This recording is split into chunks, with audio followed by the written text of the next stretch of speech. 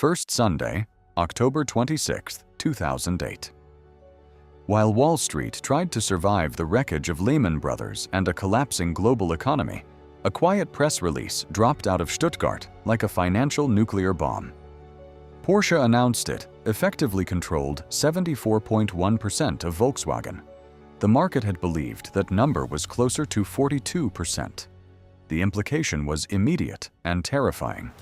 There were almost no shares left to buy. And yet, hedge funds had sold millions of them short. For months, hedge funds had been circling Volkswagen. The logic seemed airtight. The global auto market was collapsing. Credit markets were frozen.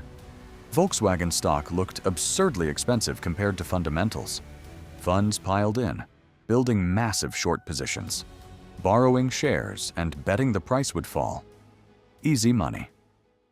In a year defined by bankruptcy, they assumed VW would follow Detroit into the abyss. But while Wall Street was betting on bankruptcy, Porsche was executing financial engineering at a scale nobody fully understood. Quietly, patiently.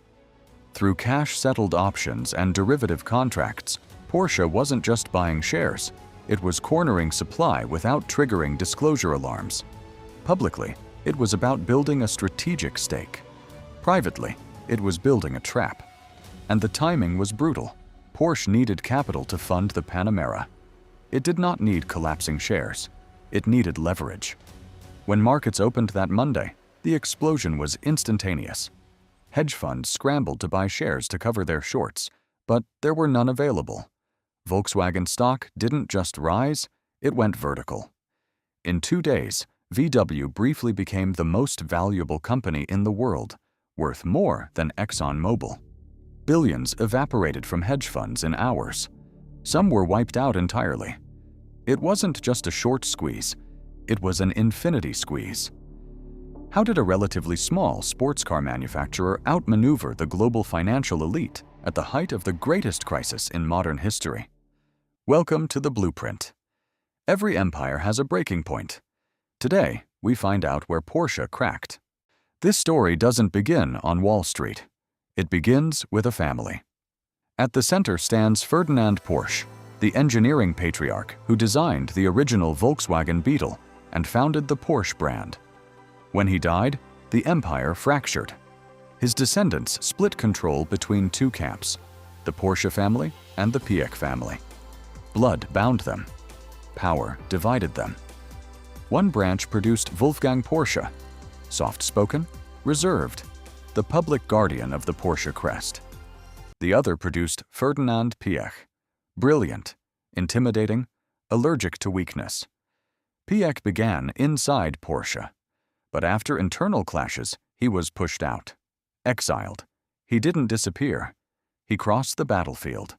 At Volkswagen, Piëch built an empire. He turned a bureaucratic automaker into a global machine. Under his reign, VW acquired Bentley, Bugatti, Lamborghini. Audi flourished. Skoda transformed. So factories multiplied across continents. Piëch became the undisputed king of Wolfsburg. Meanwhile, back in Stuttgart, Porsche was tiny by comparison. It sold the 911. It made obscene margins, but in raw scale, it was a boutique operation. Volkswagen's revenue dwarfed it. On paper, it was absurd. A sports car company attempting to swallow one of the largest automakers on Earth. David versus Goliath, except Goliath owned half the sling. Enter Wendelin Wiedeking, Porsche's aggressive CEO. Not family, not sentimental. A cost-cutter who had already rescued Porsche from near collapse in the 1990s. He understood something fundamental. Making great cars wasn't enough. To defeat Piëch, they would need financial engineering. Porsche would not just build vehicles. It would build positions, options, leverage. They wouldn't beat Volkswagen on the factory floor. They would beat them on the trading floor. By 2008, the hedge funds thought they had found a corpse that just hadn't fallen over yet. Volkswagen? Bloated, political, inefficient.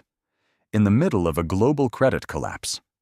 To them, shorting VW wasn't speculation. It was inevitability. Short selling is simple. You borrow shares, sell them, and pray the price collapses so you can buy them back cheaper. It's betting on failure. And billions were riding on that bet. But in Stuttgart, Porsche wasn't playing the same game. Under CEO Wendelin Wiedeking, they weren't just buying shares outright. That would have triggered alarms. Instead, they used cash-settled options, derivatives that gave them economic control without immediate public disclosure. Think of it like reserving every table in a restaurant under fake names. On paper, the seats look available. In reality, they're already spoken for. No one knows who's holding the reservation until the door opens. Porsche was quietly reserving the entire dining room. Then came the math. Cold, brutal, inescapable. Porsche revealed it effectively controlled 74.1% of VW. The state of Lower Saxony held another 20% and had no intention of selling. That left roughly 6% of shares actually floating in the market. But hedge funds had shorted 12% of the entire company. Two people trying to sit on one chair. And when Porsche finally walked into the restaurant and announced, "We have the reservations," the realization hit like a gunshot. The float wasn't small. It was non-existent. The trap hadn't just closed. It had mathematically sealed. The squeeze was over. The hedge funds were bleeding. On paper, Porsche looked invincible. But paper profits don't pay interest. Behind the scenes, Porsche had borrowed more than 10 billion euros to finance its option strategy against Volkswagen. The plan required one final step: secure massive additional financing, complete the takeover, consolidate control. Instead, the world changed. September 2008, Lehman Brothers collapses. Credit markets freeze solid. Banks stop trusting each other, let alone a sports car company running a leveraged derivatives empire. Porsche needed billions in new loans to finish swallowing Volkswagen. They went to the banks. The answer was simple. No. No liquidity. No syndicate. No deal. The hunter suddenly couldn't reload. And here's the irony. Porsche had engineered the most spectacular short squeeze in history and still ran out of cash. The mouse tried to swallow the elephant, but it choked. With debt maturing and lenders circling, Porsche had only one viable savior left, the very company it tried to conquer, the very cousin it tried to outmaneuver. They went to Wolfsburg. In the boardroom, the balance of power was unmistakable. Wolfgang Porsche, guardian of the family legacy, reportedly fought back tears. Across the table sat Ferdinand Piëch, composed, controlled, patient. He didn't need revenge. He had leverage. Volkswagen would absorb Porsche, not the other way around. Signatures were placed. Cameras flashed. The empire was unified. Under Wolfsburg. Piëch hadn't just survived the coup. He had completed it. In 2022, history repeated itself, but this time with champagne. Porsche AG went public again in one of Europe's largest IPOs in decades. The valuation? Roughly 75 billion euros. Investors lined up. Demand was strong. The brand that once nearly choked on leverage was now a financial trophy. On paper, Porsche had never been stronger. But beneath the celebration lies a paradox. True luxury thrives on scarcity. Ferrari limits supply. You don't just buy one, you're selected. Porsche, by contrast, produces more than 300,000 vehicles per year. SUVs like the Cayenne and Macan dominate sales. They are profitable. They are efficient. They are everywhere. And that raises the uncomfortable question.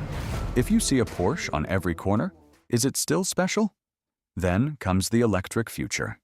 The Porsche Taycan was meant to prove Porsche could dominate the EV era.